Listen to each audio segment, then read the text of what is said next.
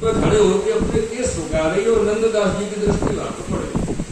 अब नंददास जी के मन में विचार आया, ओहो, या दुनिया में इतनी सुंदरता भी है, ये स्त्री तो बहुत सुंदर है।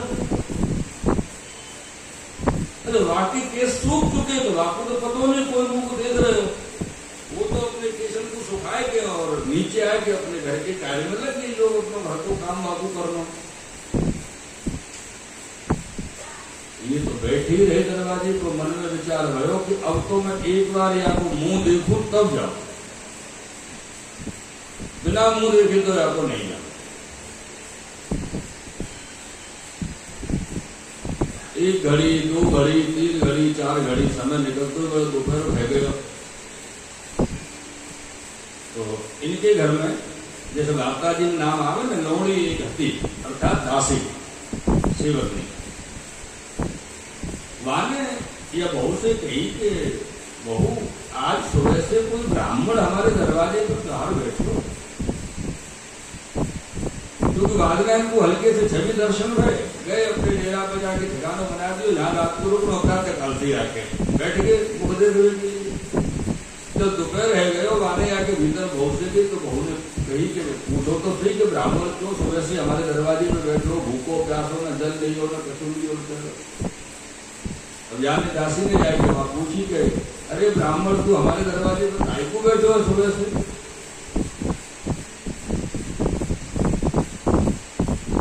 तो बोली, नंददास जी बोले कि आपके घर में जो बहू है मैं आपको मुंह देखूंगा तब जाऊं। तो बोले नहीं, वो नहीं दिखा रहा, जा अपने कहीं भी रहे, खा पी भोजन कर। तो बोले मैं अन्न जल तब ही लूंगा जब आपको मुंह देख लूंगा। एक सी आसक्ति बाकी मुंह देख लूंगे। दासी ने जाके भीतर को, ये ब्राह्मण तो ऐसे कह रहे हो कि आपको मुंह देखेगो तब ही जाएगो, तब ही अन्न जल लेगो। तो बोले मैं तो मुंह नहीं दिखाऊं। वो ने मना कर दिया, मैं अपना मुंह क्यों दिखाऊं? कोई भी आता जाता कहे कि मुझे मुंह देख के जाना, तो कैसे दिखा दो?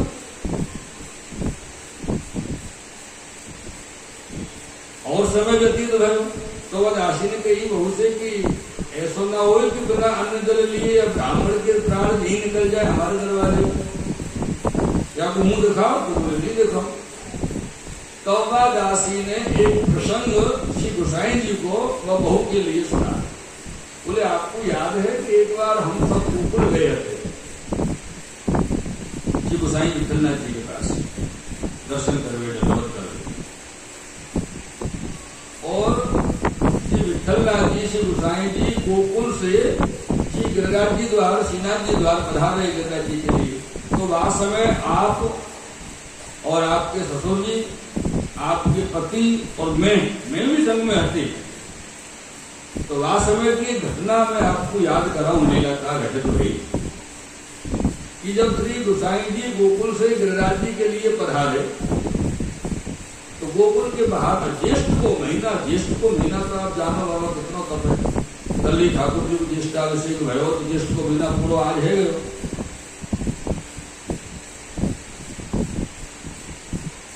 तो कोई मिलेच्छ स्त्री मेवा को बेचन को कार्य करती, वो बेचारी मार्ग में निकल रही है, गर्मी बहुत ज्यादा, आजू बाजू को जल की पानी की व्यवस्था नहीं, तो घबराए के बेचारी बेहोश है के मार्ग में गिर पड़ी। तब आगे तो गोसाई जी के सेवक चलो करते, तो उन्हें जाके वास्ते कही अरे तू मार्ग को छोड़ दे और कहीं दूर जाके बगल में बैठ जा, गोसाई जी पधार रहे हैं। और बाकी स्थिति ऐसी कि बाबू को ना उठो जाए ना बोलो जाए, चलो सुख रहे हो, और प्राण वाके आंगन में निकल में आएंगे, वो प्राण निकलेंगे बगल चल के तो गर्मी में। जब वो सेवक लौट के आए तो गोसाई जी ने वासे कही कहाँ है सामने मार्ग में? तो सेवक ने कही बोले कृपानाथ एक मिलेच्छनी है, वो पड़ी है। मैंने वासे कही तो वो तो सुन ही नहीं रही है, बेहोश पड़ी है। जब ऐसे वाने गोसाई जी सो गई तो गोसाई जी की दृष्टि बाकी तरफ की दृष्टि पड़ी। जब गोसाई जी की दृष्टि वहां पर पड़ी तो वाने हाथ के इशारे से बताई कि मुंह को बहुत तरस लगी है और गलो चटक रहे हो, गलो सूख रहे हो, बोलनी आवाज नहीं निकली लगी। तो गोसाई जी ने कही जाके जल की व्यवस्था करो। तो सेवक बोले कि जल कहां से लावे, तो मार्ग में ना तो कोई तालाब है पास में, ना कोई कुआं है। कैसा कृपालु आपको स्वरूप है, स्वभाव है। तो सेवक से कही कि हमारी झारी जी में जल हो, वहां में से आपको जल दिलाओ। सेवक ने की कृपा झारी जी छू जाएगी, ये मृक्ष नहीं है। तो बोले झारी छू जाएगी तो दूसरी बन जाएगी, पर अगर प्राण निकल गए तो थोड़ी लौट के आएंगे। ऐसी सी विठल नाथ जी ने कृपा करी और अपने वह सेवक के द्वारा वाको जल पिलवायो। जल पीते से वाको शीतलता प्राप्त हो रही, वाको आनंद हो रही।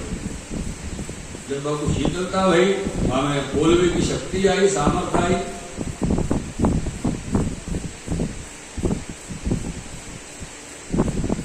जब हमें शक्ति सामर्थ्य आई तो वाणिश्री गोसाई जी जो कही, वो कन्हैया जी मैंने सुने तो हते कि कन्हैया जी हैं कोई, पर आज मैंने अपने नेत्रन से देखे कन्हैया। या से आप जो है सांचे गोसाई हो, क्योंकि वाकू श्री गोसाई जी विठल नाथ जी में कन्हैया जी के दर्शन हुए। और वो दूसरे दिन गोकुल में ही रही और गोकुल में ही मेवा ले आती और मंदिर के सेवकन से गोसाई जी के, नवनीत प्रिया जी के सेवक के, गोसाई जी के सेवक से उनसे कहती कि ये ले जाके सेवा में रखो। तो सेवक कहते कि हम तो तेरे नहीं लेंगे, तू हमको पैसा बता,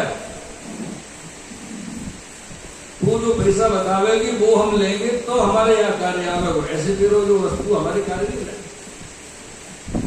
और वहां ने सोची बिना पैसा के ये लेंगे नहीं, तो वो कहा करती कम पैसा बता, इनको लगे पैसा दे दी और मेरी सेवा हो जाए। ऐसे करके वह मृक्षिणी ने पूरा जीवन गोकुल में व्यतीत कर दी। और श्री गोसाई जी वो तो सब मालूम रहती, खबर रहती, गोसाई जी बड़े प्रसन्न के ऊपर रहते। और जब बाकी देह छूटी, देह छोड़ के वो महावन में एक ब्राह्मण के यहाँ को जन्म भयो, ब्राह्मणी हुई। तब आए किसी गोसाई जी की सेवकनी हुई और तब आगे जीवन को उद्धार भयो, कृतार्थ हुई।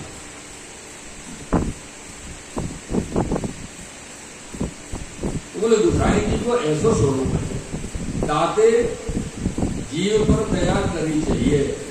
तो ये ब्राह्मण बेचारो 3 दिन से बाहर बैठे हुए, आपको मुख देखने के लिए, तो मुख देखने, मुख दिखाने में क्या परेशानी है, दिखा दो। तो बहुत मन में विचार करो, बात तो आपको सही है, मुख दिखा दो। बहू बदासी के संग दरवाजे पे गई, नंददास जी ने बहू को मुख देखो और मुंह देख के चले गए। अब तो उनको रोज को काम है, रोज प्रातः काल आओ दरवाजे में बैठ जाए, अपना मुंह दिखा दे और चले जाए। कोई से कोई बात नहीं करनी, बोलना नहीं, कुछ लेनो नहीं, देनो नहीं, बस बाकी मुंह देखना। अगर में इतनी आसक्ति इनकी भाई, धीरे धीरे ये बात आगे बढ़ी। एक ब्राह्मण आया और वो या क्षत्रिय के बेटा की बहू को मुंह देख के जाए। अच्छा, एक बात होगा आप ध्यान रखना, जो अच्छी बात हो ना समाज में, वो फैलानी पड़े तो नहीं फैले। और काऊ को संदेह है जाना कि यहाँ कुछ गलत है, बात को कितनों दाव ढकते रखो ना, वो रुके नहीं। इतनी जल्दी माँ को प्रचार प्रसार हो तो पूछो मत। तो पूरे गांव में धीरे धीरे वो बात क्षत्रिय को पता चल गई, ये ब्राह्मण आके हमारी बहू को मुंह देखे, और हमारी तो समाज में धीरे धीरे बात निकल रही है। ब्राह्मण ने आके क्षत्रिय सौंपी, क्षत्रिय ने आके नंददास जी सौ कही कि भैया तू यहाँ पे गाय को आवे, हमारी बात खराब है रही। तो नंददास जी बोले मैं तेरे का ले रहे हो, तो उसे ले नहीं रहे हो, तो उसे मांग नहीं रहे हो, तेरे खाए नहीं रहे हो, और अगर तू ज्यादा मुंह से कछु के हो तो मैं तेरे दरवाजे भी प्राण दे दूंगा, ब्रह्मत्या कर दूंगा। अब बेचारो छत्री और डर, अगर मना न करे तो समाज में बात बिगड़े, और मना करे तो ये ब्राह्मण अपने ऊपर प्राण दे, हमारे ऊपर ब्रह्मत्या लगेगी। अब क्या करें?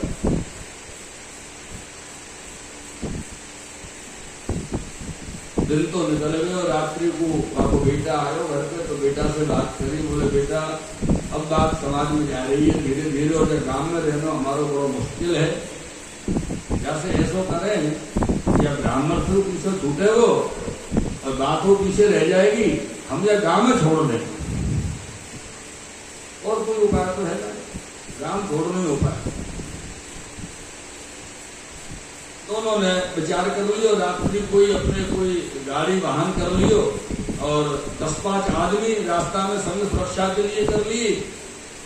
दूसरे दिन गाड़ी सुबह आ गई, नंददास जी आए, दर्शन बहु के कर गए, मुड़ो दिख के चले गए। बाकी बार गाड़ी आई, सामान रखो, सेठ जी को बेटा, सेठ जी की वो बहू और वो दासी, चारों गाड़ी में बैठ गए। वो गाड़ी लेके मन में विचार किया कि यहाँ से दूर श्री विठलनाथ जी के गोसाई जी के दर्शन करेंगे, जाके गोकुल करेंगे। एक दिन निकल गए, दूसरे दिन सुबह नंददास फिर आए, देखे तो घर पे तालों लग गए। अब इनने पड़ोसी से पूछी, भैया ये छतरी कहाँ गए, तालों क्यों लग रहे हो, ये सब घर के कहाँ गए? तो पड़ोसी ने इनसे कही, अरे भले आदमी तू काहे को इनके पीछे पड़ गए, तेरे कारण बेचारे गांव छोड़ के गए, देश छोड़ के गए। तो बोले कहाँ गए? अब वो पड़ोसी भावावेश में तो सहज में माने बता दी कि वो भूल गए, ठिकाना बता दियो बस। नंददास जी सीधे वहां से निकले, अपने डेरा का मुकाम किया, वहां पहुंचे, जो उनकी सामग्री कछु संग में हतो वो उठाए और सीधे गोकुल के रास्ता में पीछे पीछे गाड़ी कर, और रात्रि को उन्होंने कई रास्ता में मुकाम किया। गाड़ी भारत में सेठ जी ने देखे तो नंददास जी पीछे आए। अब सेठ जी के मन में, छत्री जो हते उनके मन में विचार आया कि हे भगवान, या तो को पीछे छोड़ के आए, वो तो हमारे पीछे चलो आ रहे हो, अब कैसे करें? तो संग में 10-5 जो हाथ में जाके ना, उनसे भी भगाओ, आपको यहां से भगाओ। और वो नंददास जी को भगाए हुए लेकिन डराए हुए लगे कि तुम यहां से जाओ, काय को आए? तो नंददास जी ने वहां से कही उन लोगों से, भैया पहली बात तो ये कि मैं तुम्हारे संग नहीं चल रहा, दूसरी बात ये कि मैं तुम्हारे भोजन नहीं कर रहा, तीसरी बात ये कि ये तुम्हारा काम ना है, तुम काम से निकाल दोगे। वन में चल रहे, अपने पैदल से चल रहे हो, तुमसे दूर बैठे हो, कुछ कह तो रहे हो नहीं हो। वो बेचारे क्या जवाब दें? नंददास जी दूर बैठे रहे, थोड़ी दूर पे गाड़ी में, रात में को ये सब लोग सोए, नंददास जी भी सो गए। सुबह गाड़ी चली, नंददास जी भी चली। ऐसे करते करते कछुक दिन में ये यमुना जी के तीर पे गोकुल आए। यात्रा गोकुल और यात्रा यमुना।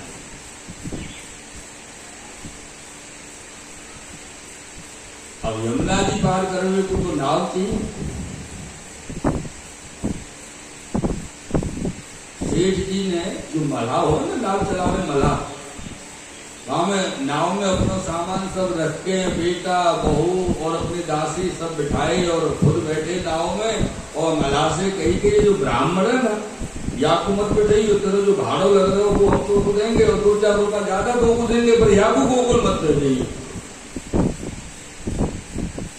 कम से कम यहाँ तो रुके, वो यमुना जी पार कैसे करे वो ब्राह्मण? मल्लाह ने जैसे नंददास जी नाव में बैठे हुए लगे, मल्लाह ने हाथ पकड़ के अलग खड़े कर दिए, बोले तुम कुछ ले लेंगे, आपको 2-4 रुपये मिलेंगे बेचारे को ज्यादा। और ये पहुंचे सीधे गोकुल 4 बजे। तो अपना जो सामग्री सामान है तो इनको बाकी पास तो वो दासी बिठाई, और तीनों जने मिलके बहू बेटा और आप छत्री श्री गोसाई जी के दर्शन के लिए गए तो वहां श्री नवनीत प्रिय जी की राजभोग आरती आ रही थी। तो राजभोग में आरती में श्री नवनीत प्रिय जी के दर्शन करे, आरती के दर्शन करे और दर्शन करके ये बैठे। राजभोग की सेवा पहुंच गए। श्री गोसाई जी जब बाहर पधारे तो इन तीनों ने भेंट दंडवत किए गोसाई जी के लिए।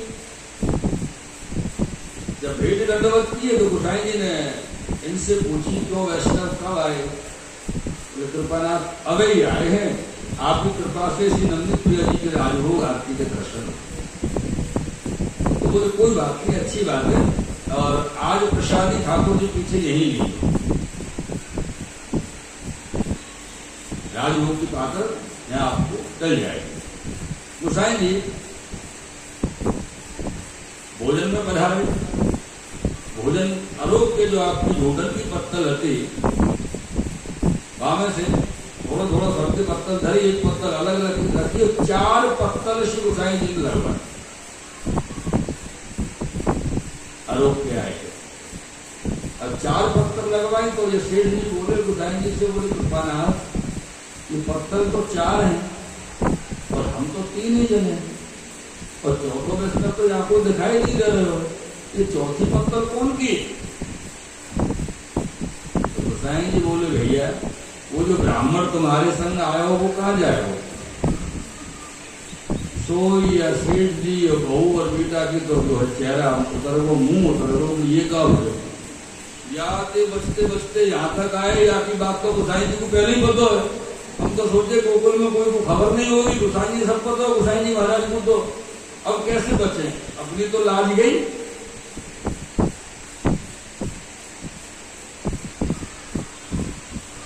छत्री मन में कछु सोचने लगे तो गोसाई जी ने आज्ञा करी, बोले तू सोचे मत ना कछु, वो दैवी जीव है, वो तेरे संग से यहाँ गोकुल तक आयो तो वहां से गोकू अब कुछ परेशानी नहीं होगी।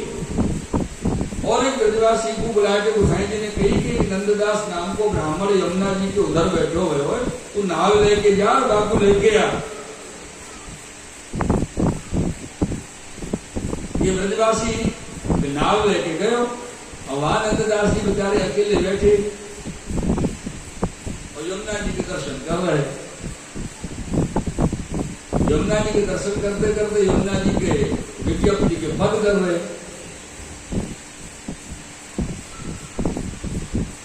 तो यहाँ श्री नंददास जी एकदम आनंद में श्री यमुना जी की विज्ञप्ति करती है।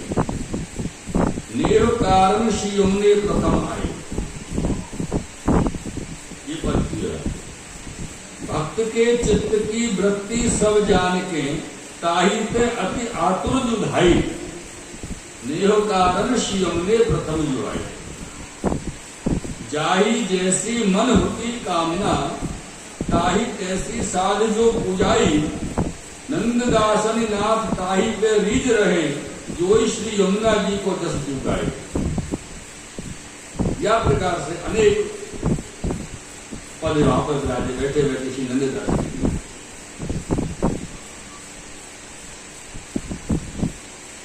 इतने में वो जो ब्रजवासी गयो नंददास जी को ले हुए नाव लेके वाने व नाव से उतर के आवाज लगाई, अरे भैया यहाँ को नंददास नाम को ब्राह्मण है? ये बोले मैं ही हूं।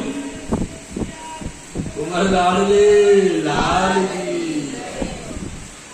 बोले नंददास नाम को ब्राह्मण तो मैं ही हूं। तो बोले भैया जल्दी नाव में बैठ, गोसाई जी ने 2 को बुलाया हो। अभी तो गोसाई जी को जानते भी नहीं। आपको नाम कृपा, गोसाई जी आपको जानते क्योंकि अपनो जीव है, लेकिन ये नहीं जानते। आपको नाम कृपा। ये और आगे भाव आप समझो श्री नंददास जी के, इनके जो भाव है कि जब ये नाव में बैठे, जो कि ये ना तो पहले गोसाई जी को जानते ना गोकुल को जानते कि गोकुल कहाँ है, लेकिन वहां पर बैठे बैठे ऐसे भाव जो दैवी जीव है ना, तो अपना स्थान जो अपनी तरंगे छोड़े और वहां को भाव तो उत्पन्न हो। तो नाव में चढ़ने से पहले श्री नंददास जी ने श्री यमुना जी को प्रणाम किया और श्री गोकुल को प्रणाम किया, फिर नाव में चढ़े और चढ़ गए श्री गोसाई जी के पास।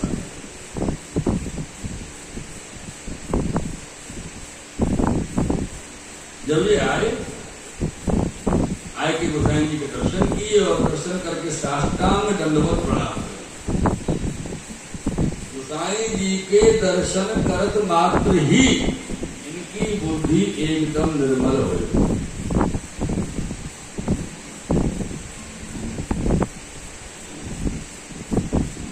या बुद्धि में विषय विषय विषय ही भरे भरे रहते,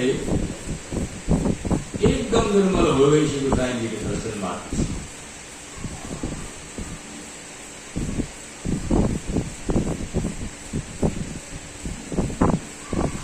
प्रियजनों,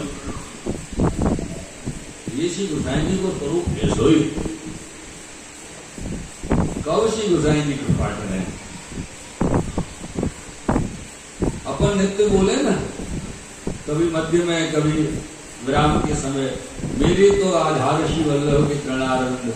तो भैया ये आधार वैसे ही थोड़ी है, यही लिए तो आधार है कि ऐसे कृपा के स्वरूप है श्री वल्लभ के चरणारविंद, श्री विठ्ठल के चरणारविंद।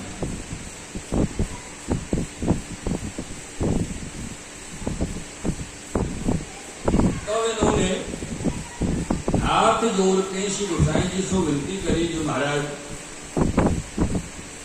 मैं जब से जन्म पायो तब से विषय करत ही जन्म गयो। अब आप तो परम कृपाल हैं, मेरे ऊपर कृपा करके मुझको अपनी शरण लीजिए। तो गोसाई जी ने आज्ञा करी, नंददास जाओ नहाया, और नहाय के जैसे निकलो जल में से वैसे ही यहाँ प्रश्न नहीं हो। नंददास जी गए, जाके नहाए, नहाए के सीधे अपने गोसाई जी के पास आए, वैसे ही जैसे हते गीले अप्रश्न में ही। और श्री गोसाई जी ने वाई समय श्री नंददास जी के लिए भावात्मक रूप से समर्पण करवाया। जब समर्पण भयो तब नंददास जी के हृदय में श्री गोसाई जी को स्वरूप हृदयारूप। तब नंददास जी ने गोसाई जी के सन्मुख में बेलो करते, जयति रुक्मणीनाथ पद्मावती प्राणपति विप्रकुल छत्र आनंदकारी, दीप वल्लभ वंश जगत निस्तम करन, कोट गुलराज समता पहाड़ी। ऐसे करके श्री गोसाई जी के सन्मुख में पद किया। ये पद को सुन के मेरे प्रियजनों श्री गोसाई जी एकदम प्रसन्न हो गए, आनंदित हो गए। और श्री गोसाई जी ने प्रसन्न होकर नंददास जी से कही, बोले नंददास तेरी पातल धरी है, तुझे प्रसादी ले ले, महाप्रसादी ले ले। बाकी सब लोग तो चले गए, गोसाई जी आज्ञा करके पधारे। नंददास जी गोसाई जी की झूठन की महाप्रसादी पत्तल की लेवे लगे, और प्रसादी लेते ही वो तो ऐसे आनंद में डूब गए, देहानुसंधान रहो नहीं। यहाँ तक कि समझ लो कि नंददास जी को प्रसादी पाए के उठ के हाथ धोने तक को स्मरण नहीं रहे, बैठे ही रह गए, बैठे रहे। उत्थापन के समय जब सेवक आए देखे तो नंददास जी बैठे, उन्होंने तो उठ के भोजन के हाथ भी नहीं धो, प्रसादी आशा नहीं की। जाके गोसाई जी से विनती करी, बोले कृपानाथ वो नंददास ब्राह्मण को ऐसे ही बैठो, भोजन की पत्तल को उठो ही नहीं है, हाथ को धोए नहीं है, बापू को कुछ ध्यान संधान नहीं है, क्या है गयो। तो गोसाई जी ने सेवक को कही, पुरुषों कछु बोलो मत, बैठे बैठे रहे। पूरी रात निकल गई ऐसे, दोपहर निकल गयो, पूरी रात्रि निकल गई। प्रातः काल श्री गोसाई जी महाराज जब पधारे सेवा में, तो नंददास जी के कान में आके एक बात कही। वो तो ध्यान संधान तो है ही नहीं, ऐसी बैठे हुए, और कान में आके आप कहे, उठो नंददास, दर्शन को समय भयो। तो इनको एकदम से स्मरण भयो और उठ के श्री गोसाई जी को साष्टांग दंडवत करी। और वह समय को जो पद है श्री नंददास जी ने श्री गोसाई जी के सन्मुख आयो, प्रात समय श्री वल्लभ को उठते ही रसना लीजिए नाम।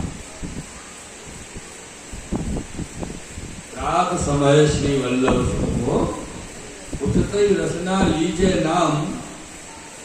आनंदकारी प्रभु मंगलकारी अशुभ हरण जन पूरन काम। यही लोक परलोक के बंधु को कही सके तिहारे गुण ग्राम। यही लोक परलोक के बंधु को कही सके तिहारे गुण ग्राम। नंददास प्रभु रसिक श्रोमणि राज करो प्रिय गोकुल शुभ धाम। रात समय श्री वल्लभ को उठते ही रचना लीजिए। ये पद सुन के श्री गोसाई जी बहुत प्रसन्न है। और श्री गोसाई जी तो मंदिर में पधारे और नंददास जी वहां से उठ के अपने नित्य क्रम को जो देव त्यागी रहते वो करवे गए। आए और आए किसी नवनीत प्रिया जी के दर्शन करके बहुत आनंदित तो है नंददास जी। और नवनीत प्रिया जी के सामने आपने कीर्तन किए, पद गाए, अनेक पद हैं श्री नंददास जी के। बाल गोपाल ललन को मोद भरी जसमति हुल रावती। मुख चूमत देखत सुंदर तन आनंद भरी भरी गावत। कबो पलना मेल झुलावत, कबो स्तनपान करावत। नंददास प्रभु गिरधर को रानी निरख निरख सुख पावत। नंद प्रिया जी के सन्मुख में आप कीर्तन किए और ये कीर्तन नंददास जी ने वहां गायो। और श्री गोसाई जी या कीर्तन को सुन के एकदम बहुत प्रसन्न है।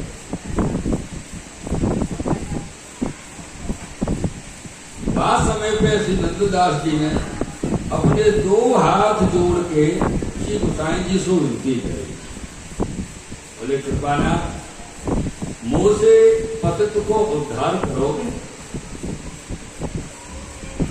मोह से पतित को, मेरे जैसे पतित को उद्धार करोगे।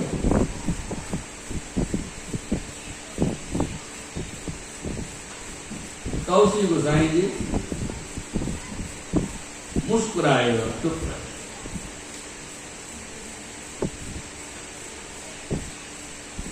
गोकुल में ही एक दिन श्री गोसाई जी अपनी बैठक में रात्रि के समय विराजे हुए। जब बैठक में विराजे हुए तो विराजे विराजे आपके मन में अचानक एक विचार आयो कि कल सुबह सीधी द्वार चलना चाहिए।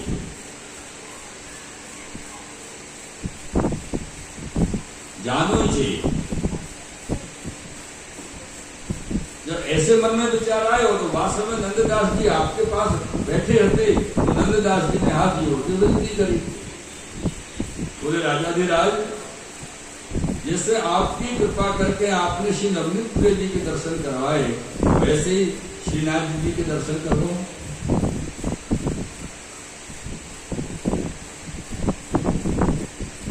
दूसरे दिन प्रातः श्री गोसाई जी नवनीत प्रिय जी के मंगला के दर्शन करके श्रृंगार राजभोग करके श्री गोसाई जी श्रीनाथ जी द्वार पधारे और नंददास जी को संग में लिए। उत्थापन के समय श्री जी द्वारा पहुंचे। श्री गोसाई जी तो स्नान करके मंदिर में पधारे नहाए के। जब दर्शन को समय भयो तो दर्शन के घेरा खुले। तो नंददास जी श्री गोवर्धन नाथ जी के दर्शन करके बहुत प्रसन्न भये, और जब दर्शन करके बहुत प्रसन्न भये तो एक कीर्तन नंददास जी ने श्रीनाथ जी के सन्मुख में किया। सोहत सुरंग दुरंग पाग कुरंग ललना कैसे लोलन लोने, कपोल विलोलन में झलके कल कुंडल कानन कोने, रंग रगीले के अंग सवे नवरंग रंगे ऐसे भय न होने, नंददास सखी मेरी कहा चली काम के आए तथा वक्त होने।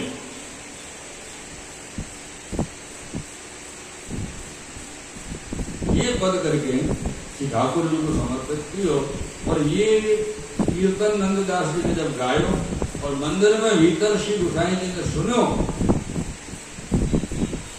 और कीर्तन सुन के टेढ़ा खींच लिया।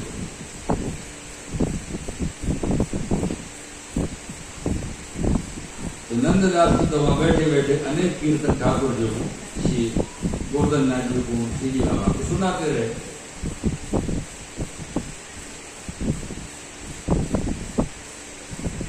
और संध्याआरती के दर्शन खुले, वास्तव में दर्शन किए, वास्तव में कीर्तन किए, उत्थापन के दर्शन किए। अब तो वही है, तो दर्शन को आनंद तो हर जब दर्शन हो रहे हैं तब नंददास भी दर्शन कर रहे हैं और ठाकुर जी को कीर्तन समर्पित कर रहे हैं। बनते सखान संग गायन के पाछे पाछे आवत मोहन लाल कनाए, गोरज झुरत अलकन की छवि मोहे, ये छवि वर्णत वर्णी न जाए।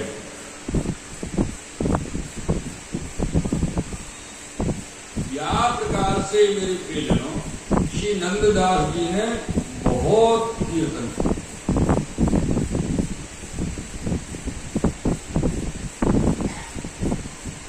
ये श्री नंददास जी एक बार 6 महीना के लिए श्री सूरदास जी के पास चंद्र सरोवर कर रहे। श्री सूरदास जी को संग की और 6 महीने।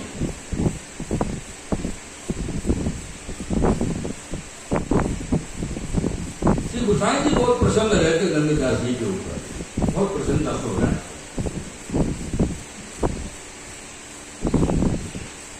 और या प्रकार से